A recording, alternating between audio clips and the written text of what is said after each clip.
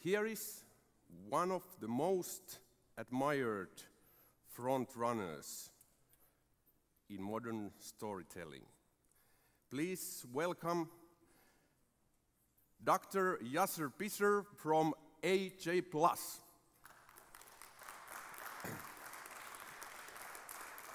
And moderator of this session is the lovely Jane Birch from the BBC.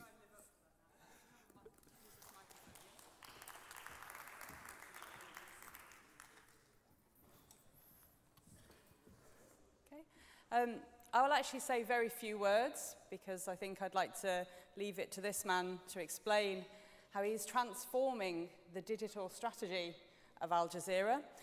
His title is the Executive Director of Digital Video, and from his biography, that tells me he's leading the transformation of Al Jazeera from a traditional news broadcaster, the sort of broadcasters we work for, into an international global media company. Is that accurate? Yes. I just want to mention one thing that I saw in your biography, which was the work at Lockheed Martin. I'm fascinated to hear from somebody who comes from that kind of commercial background. Very different, I think, to the backgrounds of most of the people that I work with in public service broadcasting. And I think it's sometimes a challenge for us to think in a commercial way. So I hope that you'll bring some of that to your speech today, and I will let you take the stage. Okay. There will be a chance for questions, obviously, at the end. Thank you. Thank you, Jen. You need this one? I actually need like a microphone or something. Oh, the hand one? And the... Okay, let me... Sorry for the technical delay here. Okay, so... I hope you had your coffee. We have 1 hour. I think we'll have fun in this 1 hour. As Jean mentioned, I manage in Al Jazeera. For you who doesn't know Al Jazeera, we are a 4,000 people company. We have 4,000 employees from 75 different countries. We have news gathering bureaus in about 80 countries. And we have in the range between 15 and very soon will be 16 properties between TV and online.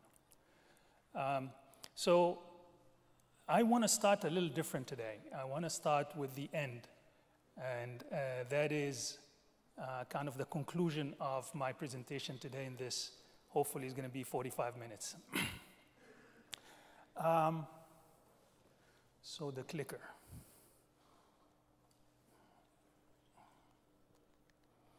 Clicker is not working.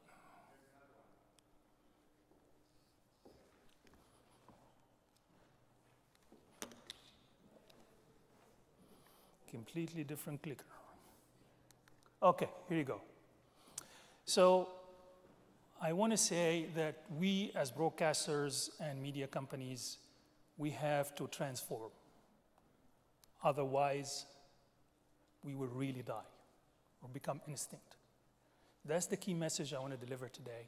I want to share with you our experience and our plans and lessons learned. So just to drive home the meaning of transformation, let me test your knowledge here. Anyone knows what that is? Free dinner. Anyone knows what that is? Who said cheese? You come to the gala tonight.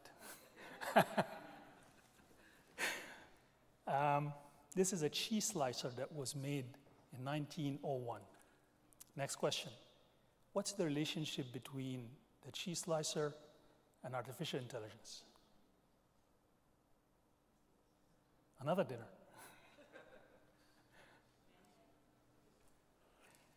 So, back to the cheese slicer. Do you see that label down there? Let's zoom in. International Business Machine. That's actually IBM. IBM used to be in the cheese slicing business in 1901. And that transformed.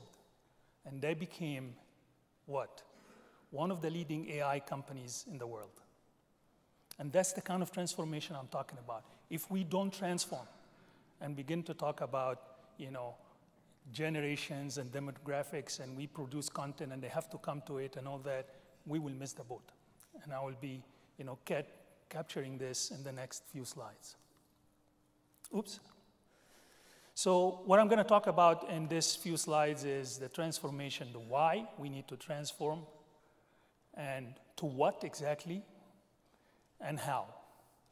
And this is practically really the journey that we started back in 2013 when I joined Al Jazeera. So TV audience is aging. There is no doubt about that. You can, debate with me, but the fact is TV audience is aging, and specifically here the news. CBS viewer age, the median age is 60. CNN is 61. BBC is the same, 61. Fox News, the beloved Fox News, is 68. So we got to talk about demographics. We have to talk about the remaining of the population we're ignoring. What about Al Jazeera? We don't have accurate numbers, but I estimate because of the skewness of data in the Middle East, the demographics is a bit younger. So I would say it's between 55 and 60, not very far.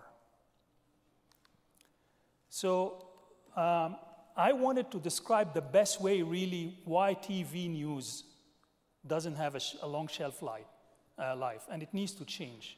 This is by Charlie Brooker, a video that describes it in 2 minutes, so I want you to pay attention to it. Can you play the video, please? That's why the young generation is not really coming to us. So the challenge that we have here is how can we get the age group from 16 to 45? That's the question we asked ourselves back in the summer of 2013. How can we get to them? How can we inform them? They want to be informed. Don't think they are ignorant and they do not want to know. It's just the way we deliver the content is really boring, like the dowdy man in the kitchen. So this is the main question that we asked ourselves. So we started this in 2013. I just went around the network when I joined the network, and I looked for 4 people, just did a lot of interviews, and I got probably the smartest people, youngest, smartest, most frustrated people in the network. We sat together and we thought about news. How can we redesign the news from the start? From the way we gather news, from the way we produce it in the newsroom, and we deliver it. The whole value chain. And we came with Asia Plus. It was launched in September 2014. A little over 2.5 years later, we have a pretty much significant team. The average age group is 42, but you see me here sitting in the middle. If you take me out, the age group suddenly, drops to 27.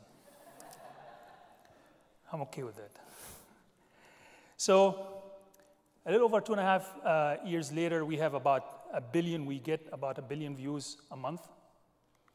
Last week only, we had about 55.7 million minutes viewed in our videos, news videos. That's about 105 years in 1 week. And we are the second largest news publishers on Facebook, and the 5th most watched in any category on Facebook. And don't think we are trivial, don't think we're pushing cat videos and mouse and all that. We are a serious news organization. We won the Online Journalism Award ahead of New York Times in 2016. So we do very serious journalism, actually. Just to tell you the culture for you who's coming from a newsroom culture, TV, it took us a while to really think and create a different culture that is, separated from the TV. And this video really gives you a glimpse of the inside of Asia Plus in San Francisco, which is Asia Plus English. Can you start the video, please?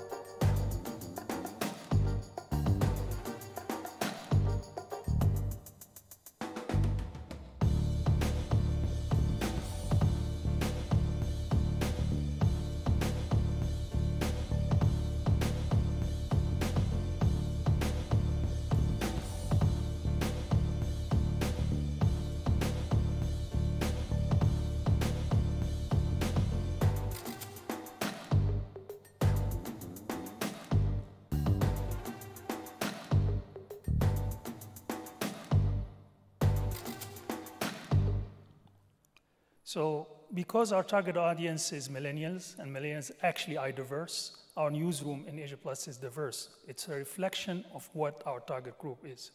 So actually, we have about 17 ethnic groups from different 17 ethnic groups in the newsroom. And right now, we have English, Spanish, and Arabic, and the French is going to launch by the end of this year. So people think that Asia Plus is actually the digital strategy of Al Jazeera. This is just one product. Our plan is to have like a portfolio of brands that target different segments of the population, and we will connect them together, and I'll talk about this later. But really, Asia Plus is one of my groups. So in my organization, when we create the digital Asia Plus, the dream was to have it with a managing director, like a person who would sit at the table with the TV channels, have the same rights. And that's what happened now. And when the board saw that, they were encouraged, and they decided to create the digital group and consolidate all the digital assets and our digital investments and the acquisitions under one group. And this is the group that I lead now for about a little over a year. So how to do the transformation and what we're doing. There are 7 challenges I want to share with you that are really important that we need to pay attention to if we want to scale the transformation. Because Asia Plus is not a transformation. Asia Plus is like a pilot that became successful, and we invested in it, and it grew. But now we need to scale that transformation across the network. There are a few challenges I want to share with you. Challenge number 1, public trust in media is at all-time low. And we should not deny that. Actually, specifically in the US, because that's the number I found, only 32% of Americans trust mass media. Only 32%. So even if you are not commercial and you are a public service, return on investment is very low, right? You spend significant money to bring the truth to people and tell them information and inform them about their current affairs and what's going on around them, and you only get 32% trust. So from a return on investment, it's not very high. So, and also, we live in content deluge, a flood of content. So in the early days, in any country, there were a couple newspapers. And then when TV came, there were a couple of channels. Now we have, in 2006, by the way, in 1996, when Al Jazeera started, there were about 4,000 websites. Today, there are about a billion, over a billion websites. So content is massive. So let me prove it to you.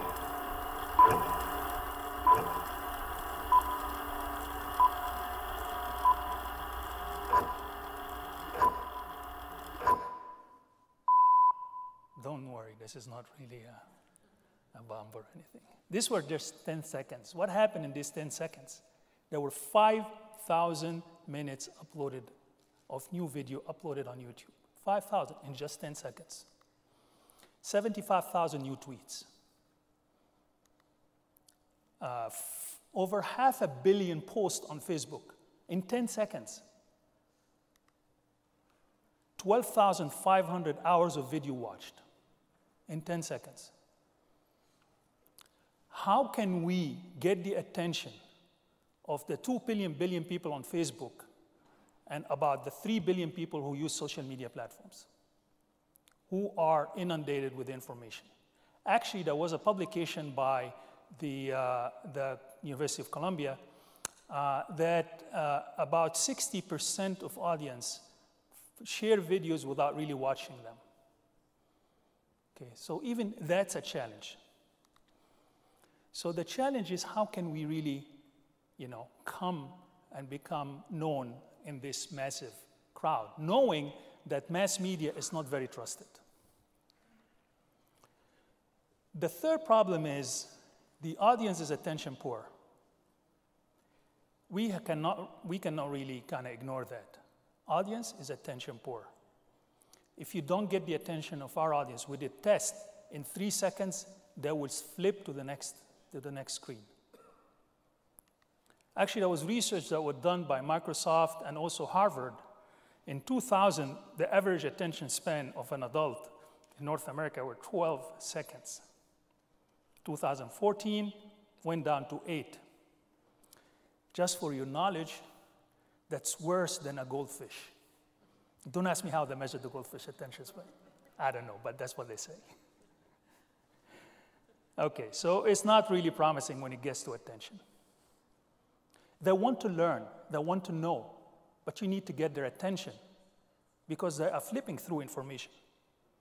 Like Snapchat, Discover, you know, they're flipping through snaps. You need to get their attention to tell them this is important to you. The fourth challenge is, this is a lesson that was really hard learned in Asia Plus. Fragmented audience inhibits scaling. There are what? I stopped counting. Hundreds of social media platforms. So when you are a person responsible for a digital strategy and operation of an organization, which platform you should be on? Because every platform has its own requirements. Audience behavior on Facebook is different than Twitter, is different than Snapchat, than Instagram. And the way they consume content and the kind of content they look at is different. So when we design Asia Plus, this is just a high level, a typical organization of an Asia Plus audience team. So you have the editorial team, the creative team, the data analytics team that looks at the data, and the engagement team. This can adjust at a high level, and they stay together in the same newsroom. We don't have newsroom only for journalists. It's a newsroom, have these people together. So that worked well, but when we started expanding the different social media platforms, we had to create teams for Facebook, team for YouTube, team for Twitter, and team for Snapchat. What about Instagram? That's going to become very, very costly. You can't scale. So we have to find a solution for that. We'll come to it too.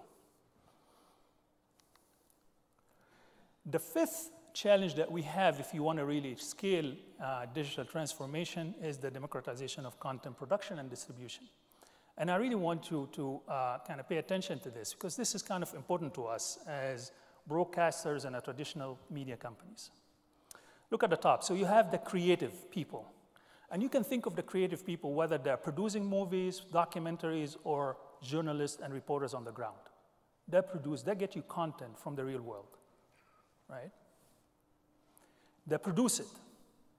They have camera people, they have other producers on the team, and they produce the content. And then they send it to the channels, and the channel is distributed through distributors that reaches a single device, right? And that single device is placed in the house. So you have a household. In digital, the picture completely changed. And it's becoming much more challenging. You have creators who are now we call influencers, who bypassed us, bypass the production, and directly go to distribution, Facebook and Google, because these are distributors. These are the 21st century distributors. And display on multiple devices and communicate directly with the audience. So they see individuals, they don't see household. And so that's the main challenge we're facing as a media company. What can we do in that environment? We have to be part of the influencer group. How? That's another discussion we can have. We have several actually initiatives in the network to really become part of that. Does it mean you turn into an influencer agent? Maybe. Can you sponsor influencers? They abide by certain guidelines and they produce content on their own? Maybe. So these are questions that we need to look at as media companies and how we can scale that. So this one, anyone from social media platforms here, like representing Facebook, Twitter, or Google? Good. I had a talk like a couple of weeks ago, and I had some people from Twitter, and it didn't go very well, because I was talking about this. But I will share with you, and I'll be interested to hear your opinion. So social media platforms are not our best friends, and here's why. But they're not our enemy either, by the way. What are they? I call them like frenemy. Right? They're like an enemy and a friend at the same time.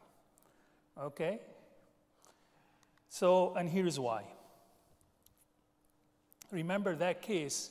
That's a Swedish firefighter who was actually been through an accident, and he's a hero. He posted his picture on Facebook. Facebook removed it twice.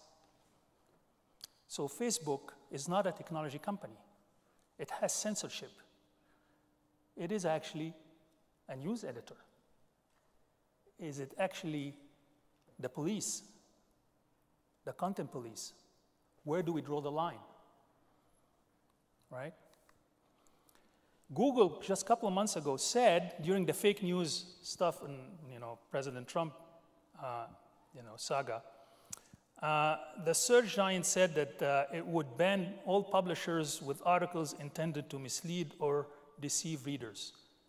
Journalists here in the room, can you draw a line between deceiving and not deceiving, misinformation and telling the truth? There are black and white, but there's also gray area. Who decides? Is Google becoming the truth police? I thought they said they're a technology company. That's a big question. So when you are sitting in the newsroom and say, hey, John, I like this, I want you to put it above fold, or the first thing in the headline in the newscast, and you push this on social media, on Facebook algorithm can tell you, nope, that's not good. Gonna put you down on the news feed. So you are not really in control. Journalists are not in control. Facebook and Google and Twitter are. Algorithms are. So the other piece of that, why they are not really our friends, don't get me wrong, we use them in Asia Plus, but I'm going to say why we have to be careful about that. Even if you are a broadcaster, non-for-profit, a national broadcaster, this is important, because if you have or plan to have your content run on social media platforms, it's very important for you to see kind of the revenue model, what they're looking for. Understand your frenemy. So basically, just at a high level, Facebook and Google and all these companies, by the way, they take 75% of the global digital revenue. Just Google and Facebook. Everybody else takes the same. So if you're thinking about generating revenue from digital at scale with the current model, forget about it. Because everybody else takes the 25%, including Twitter, LinkedIn, and everybody else, and news organizations. So economically, the model is not balanced. So you have the CPM, and that is kind of the impressions, right? The number of impressions. And the CPC, which kind of is the clicks, how many click through, the click-through rate. So for them to increase the CPM and the CPC, hence increase the revenue, they have only 4 kind of levers to play with. Increase active users. That's why they invest tens of millions of dollars to have more subscriptions on their platforms. That's number 1. Number 2, content. They don't produce content. That's why they give us tools to make it easy for us to publish content and make it easy for users to put contents. Ad load. So ad load is kind of the borderline between spamming the user and giving them ad. So when you have on a news feed, there is a limit where they can say, I can push more ads to the audience because it will be spamming them. So if they reach maximum ad load, they can put more ads on the news feed of the users. The 4th one is time spent. They want you to spend more time. What is the most important piece here that will drive the rest of the 3? Is content. If you have good content, you will have more active users. If you have good content and more active users, then you can increase the ad load and the time spent. What is the most expensive piece here? Content. Who carries the burden of producing the content? Us, everyone here. Right? So we have the shorter end of the stick. Now you see why it didn't go well. The sixth challenge is social media platforms are really, really beasts. And here's why. This diagram is actually an actual chart on Facebook, and coming from the Facebook Insights analytics. So if you see here, I hope this doesn't matter. So the orange part and the yellow at the bottom, the orange is the paid. So you push your content. If you produce a video on Facebook, you can boost it. You can spend money to push it to the newsfeed of other users. And the orange one is the organic. This is if you don't pay, this is what you get. So you get a mix of both. When you pay, Facebook can tell you this number of people saw it without paying, and this amount of people, so number of people saw it when you paid. You see the one in the middle here, the gap, when you stop paying. When you stop paying, things come back to normal, which means you have to continue feeding the beast. So even if you're generating revenue from Facebook, because they place ads in the video, you take some of that money and give it back to Facebook. Really, that's what's happening. The challenge here is these platforms don't allow you to build loyalty. And loyalty is the key figure, the key metric that you have to measure when you build a digital product. Because what you want is you want people to see your content and come back to it without you pushing it, without ads or anything. They feel compelled to come back to you because you give them something important or something relevant. These platforms are not designed to build loyalty. They are designed to increase their revenue. And this is where the problem is. Our business model as providers and content developers is different than the social media platforms. So where do we go from here? It's not really doom and gloom. But I think it's important to understand these kind of challenges when you go to the digital world, so you can put the right strategy. The start, in my humble opinion, has to be from inside. And that's what we did. You know, you always have to start with why we're doing this. Is the brand. What are you, people will not come to you because of what you produced. It's because of why. It has to come from within. We delayed the launch of Asia Plus because we were in search of that. Right? So when you live that, you get a bunch of smart kids, smart young people, millennials, and give them the opportunity to shine. You just guide them and tell them, why are we doing this? There's a mission. And this, if you don't do, this is, actually I was in a conference a couple of weeks ago, and without mentioning actually organization, they came to me and they did a test. They took Asia Plus products, videos, they hid the logo, and other, like Now This and other video produces news for for millennials. And they made a test, and they said, okay, let's see if people recognize what brand it is. People knew Asia Plus without actually seeing the logo. I can't explain it, but it is actually something that the people who produce the content live by, that comes out in the way they write the script, the way they choose the colors, the way they choose the pictures and everything. And that is what will bring people back, because this is what social media is all about. You're creating a community. So you're making the reporters and the journalists in the newsroom part of that community. That's very, very critical. Once you succeed doing this, you can look to the outside. You can look to the outside. So this is what I say. We have to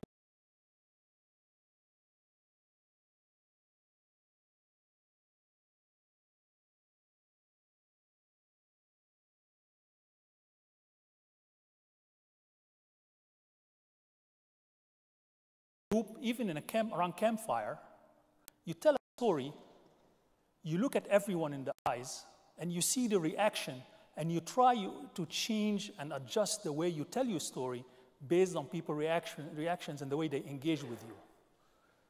That's exactly what we need to do in social media.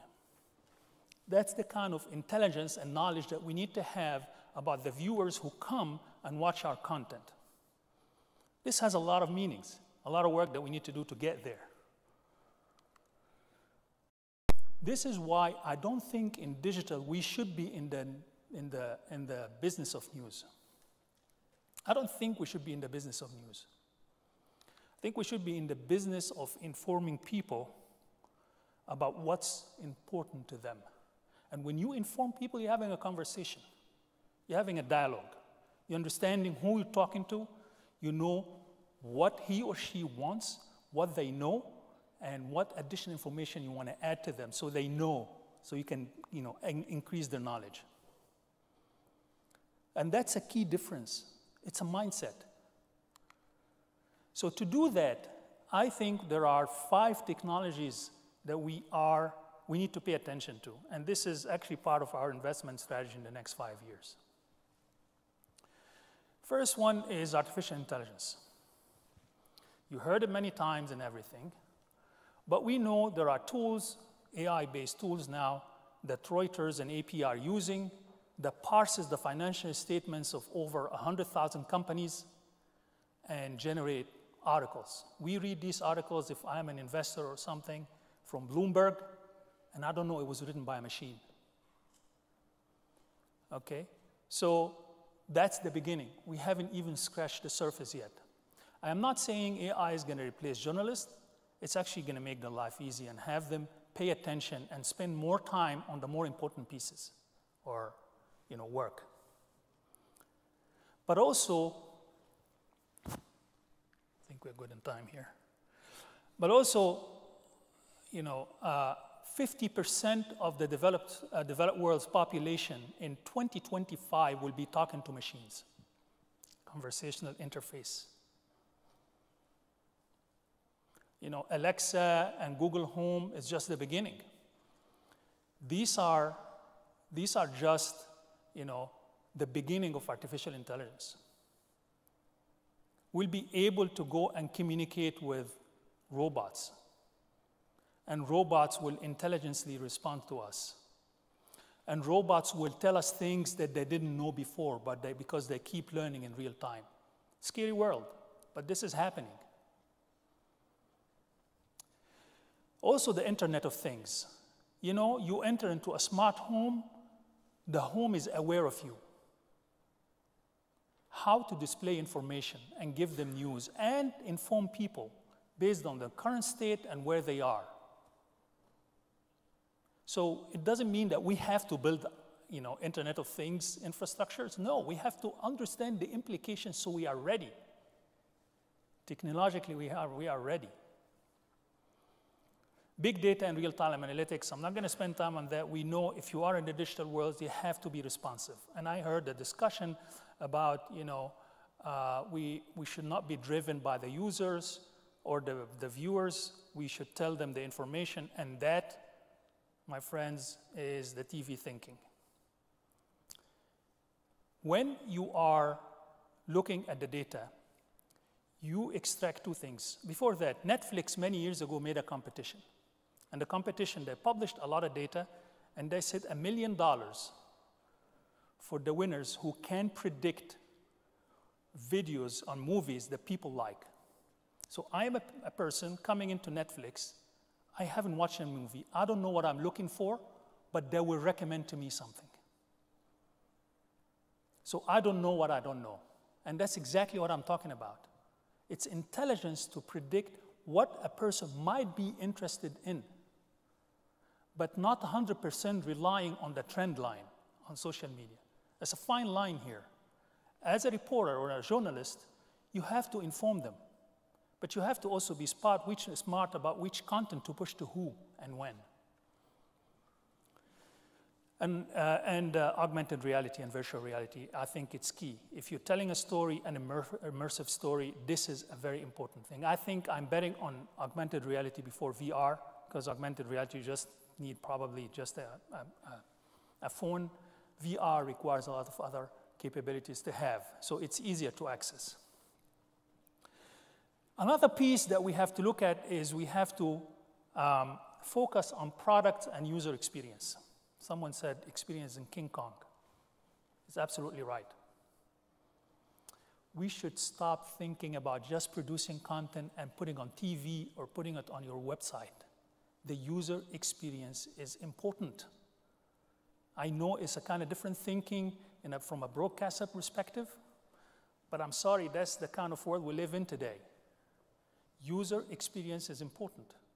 People come to us or to you not only because of what, but because of why. That's part of the user experience. That's what Apple did, right?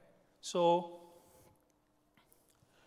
I say that the user experience doesn't start from the app.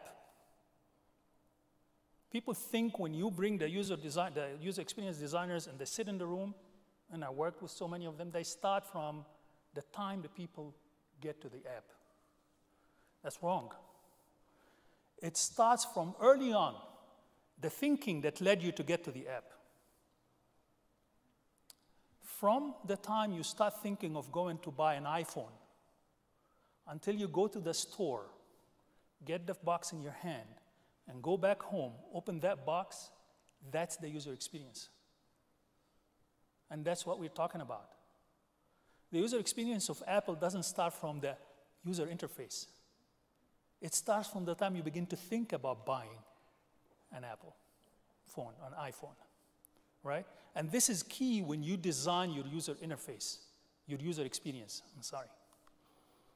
So I'm almost done here. There are 4 pillars of investment that we are focused on, and I recommend my colleagues in the media also to look at that. Number 1, goes without saying, we have to invest in people. There are new skills that we have to build in a media organization that we didn't have before. Software engineering, responsive to the needs of the user quickly. It's not something you outsource, you have to have it internally. User experience design. These are things you have to build internally because it's part of who you are. Does Apple outsource the user experience design? They don't. They outsource the manufacturing, but everything else before that, they do it internally. And we have to continue to invest in content, diversified content, new kinds of formats.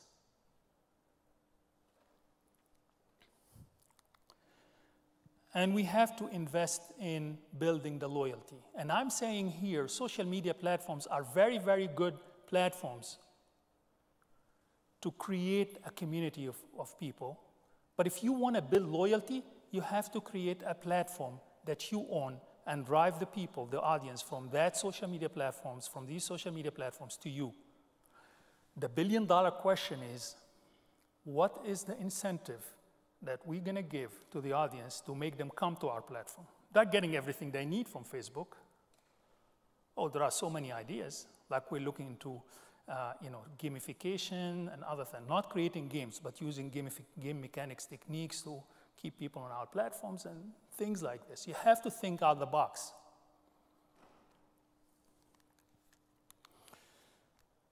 The other one, the last one, is invest to understand the audience.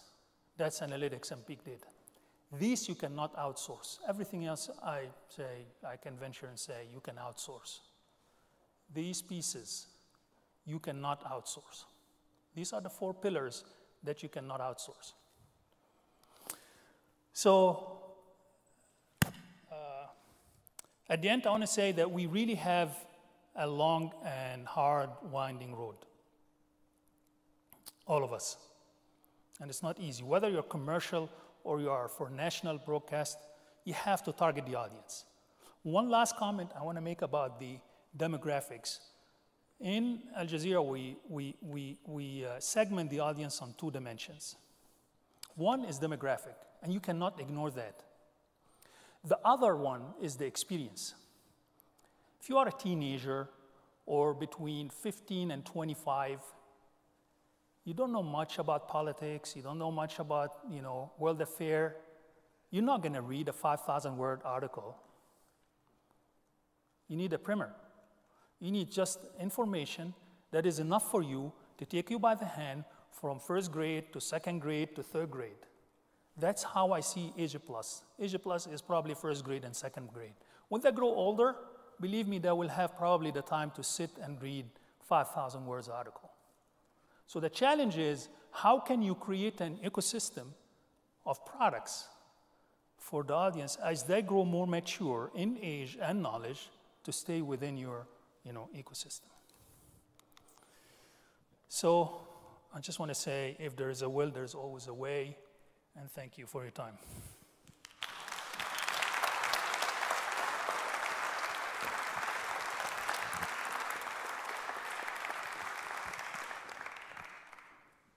Okay, questions. Where do you even start? There's so much food for thought in that. Do we have some questions? Yeah, I thought we might.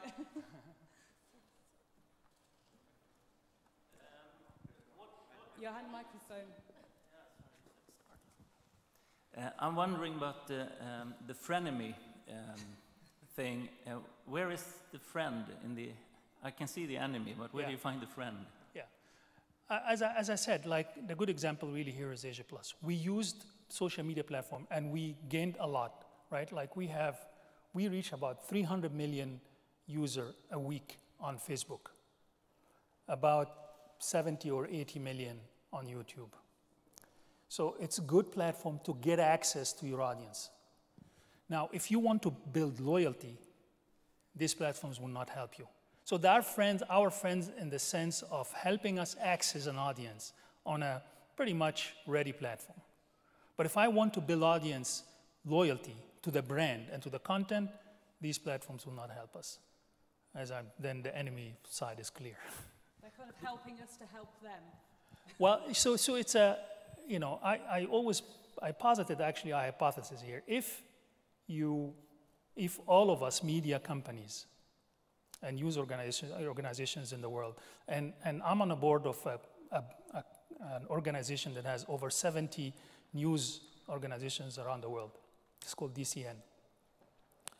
So if we decide one day to unionize and not publish content on Facebook, what is going to happen? Their stock market, their stock value will tank. So we have value there, but if we have a strategy together as news organizations, I think we can pressure them to change the model. How to change, to design the way to move to our applications in a second step? And how deep, my question would be, how deep to go to this diversification? You said you have few languages, different ethnic groups and so on, but catching the audience, how deep should we go in diversification? So when I say diversification in content is actually kind of the genre, right? Like, in our case, we were focused 100% on news, like hard news. And then we began to diversify, lifestyle and, business and all of that. So we have to provide like a portfolio of content. But in terms of driving your audience from the social media platform to your platform, because that's the $1 billion question. If you have the $1 billion, I'm in with you. We have major investment and trying to experiment with actually gaming companies. Try to use some of the knowledge in game mechanics to create some incentives on our platform, to drive the audience and add more value. I'll give you an example. Like we did, one of the experiments is you put a video and drive an audience on our app to debate or quiz. We found tremendous engagement on that. Also, see, these are all like small experiments to help us understand the mindset of the audience. But at scale, I don't have an answer for you now. But we know there is a need. And so we need to experiment and see ways to drive the audience from social media to our platforms.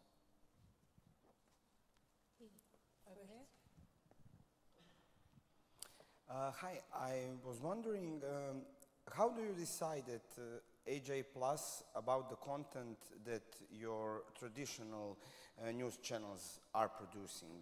Do you meet up in the morning and say, we are going to take this from the news program, maybe even engage in public to tell them we are going to air this or something like that? Was that, or are you totally sort of independent in your editorial? So we have a separate newsroom, but we have access, of course, on the infrastructure to the content that the TV channels produce. But we also have access to the wires, and we have access to our reporters around the world. So when we want to do something that is a new original content, we either send some of our people, like if it's within the US, because Asia Plus English is currently focused on the US market, so we have people like spread around the country. Or we commission some of our people, reporters on the ground in other places. There are places that are not easy to reach, for example, Syria and things in this part of the world, or in Africa. We send our people from the bureaus in there. But to decide which one to put every day, we actually in the newsroom have personas of the target, like that are representative of the target audience. We have them like full picture. And they pretend every day to ask them, do you like this or not? And they have names for them and all that stuff. Sometimes they color them and put makeup on them, but I think we have another question over here. Yeah, first, thanks for your presentation. It was great. I've got two questions. You mentioned the 5 technologies to embrace. Is one more important as another, and which one it is? And when it comes to data, how do you get your data and how do you use it? Can you tell something about that? Yeah, and I omitted to mention, because of the time really, on the data side. Part of the reason why social media platforms are not our friends really is, yes, they give you real-time analytics, but they give you like aggregated content. They don't give you insights about individual. And if you want to have conversation and understand the behavior of every individual, the way they are doing, they know who I am, what I was doing yesterday, what I'm doing today, and I tell you, knowing some people on Facebook from the inside who develop algorithms, they know what I will want in the future. So they have some predictive algorithms, because they know information about me as an individual. But we don't, and they don't give us this information. And they will not, because this is the bread and butter. This is what will bring them the money, and they will not give it to us. And I understand that, and I'm not debating this. If I were working for Facebook or Google, I would do the same thing. But me, I don't work for any of them. I work for a Jazeera, a publisher, broadcaster like you. I have to build a platform and give incentive to the audience to come to my platform so I can collect intelligence about them, so I can give them better data and better information in a smarter way. Right, so that's on the data analytics side. Regarding to your first question, like the ranking, I think I put analytics should be number 1 yesterday. Right? If we don't have it, we're already really late. Okay, and I admit, in the Jazeera, we're still behind. I have about 17 data scientists, but that was just recently, putting the team together and start producing some intelligence. So yes, we are, a little behind. Artificial intelligence is the number 1 in my head, because that has implication on everything we do, on the way we develop the content, the way we produce the content, and the way we communicate with the audience. So, for example, driverless cars are not driverless cars for us. Autonomous cars are not autonomous cars for us. They are entertainment centers. What am I going to do to the person in the car, and what kind of information I'm going to give him or her or them as a family?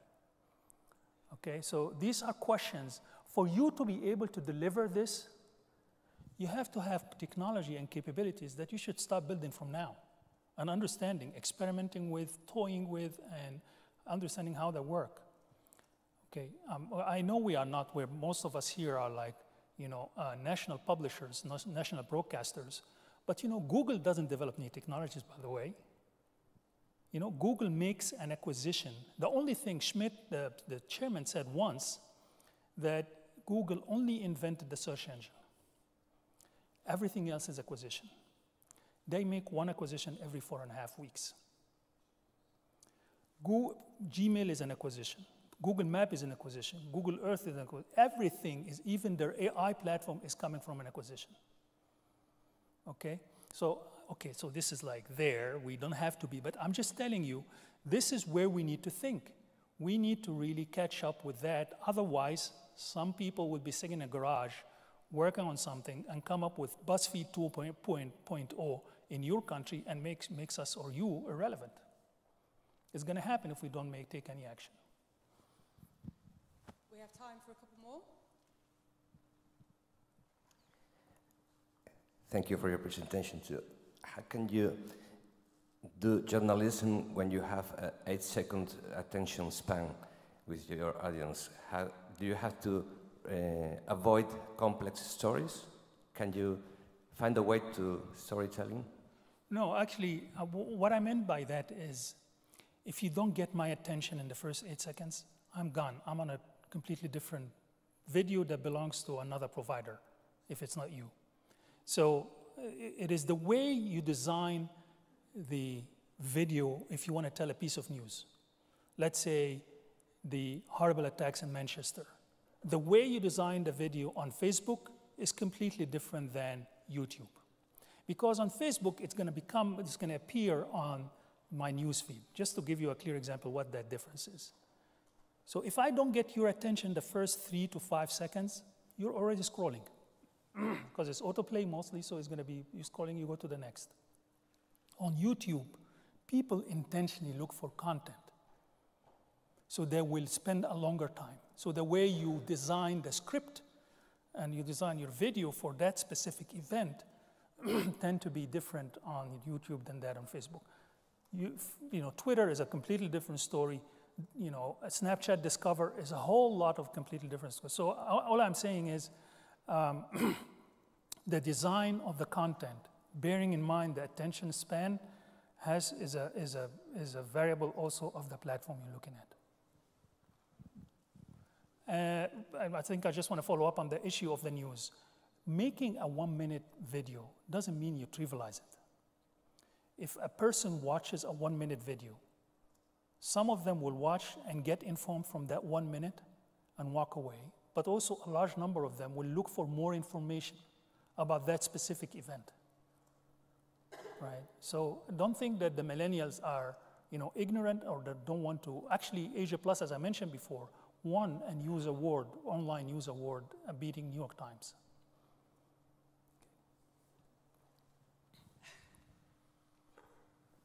I've just become part of your community, just downloaded your app, and I noticed the number of views that you're posting on there. Yeah.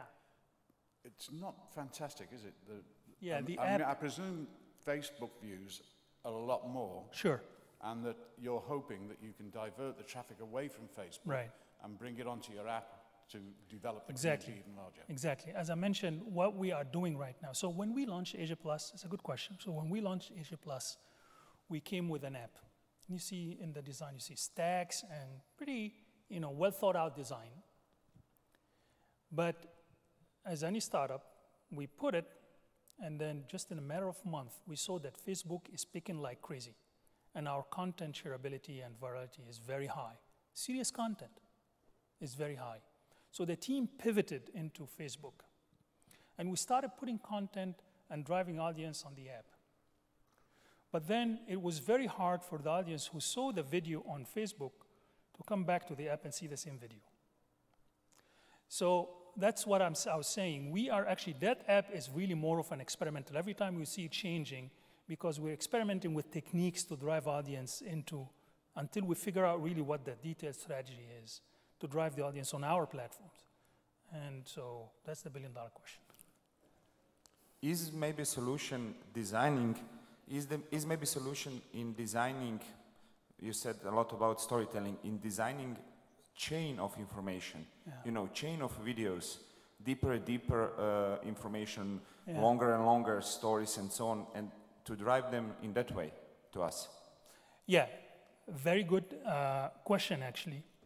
And that is the point that I think is asking is if you go to Facebook, Facebook is a linear news feed. So a story like, again, the Manchester terror event evolves over time. And it is very hard in a linear news feed to tell the complexities of the story as they evolve.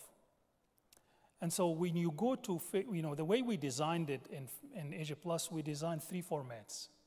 One is called real time, which is, things that changes by the hour, and it's really short, between minute to minute and a half. Context, which we call like the evergreen, like describing history of terror in the UK.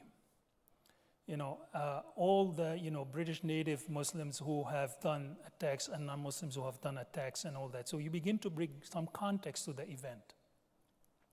So, and that's the evergreen, that's the context. And then the third piece is short documentaries, more about the human stories that are affected by the event. So when we put this together in the stack, that was not enough incentive to the audience to come back to us, because they may see it somewhere in the news feed. There need to be something else that is not really yet another content about the same topic, unless there are really the few, like the fringes of the audience. We're talking about majority. You can get the tail end of the curve who are interested really, and they will drive them to the app to give them more information. That's the easy answer. Right? So the telling a story and that as a value didn't work for us. So you can try it, but I don't think it will work. I know this could go on for probably another half an hour. We have time for one more question, if there is anyone else who has a burning question. Do you need to make money on AJ Plus, or? Not, we do make from Facebook, but it's ridiculously low. I'm shy to mention it. It's paid by all the other activities. Sure, but that is that is another. So we're talking about $2 billion now. That's the second $2 billion question. Give me one other than subscription that's working. The Facebook. The New York Times are working with, and the Guardian and the Washington Post. Other than subscription, revenue from advertising, programmatic advertising, and all that, and a revenue share with Facebook and Google, not going to work. I'm telling you, we reach what, 300-something million on Facebook? It's not really worth. It's not covering our cost. So yes, we have to make revenue, but not through that. Thank you. Thank you very much.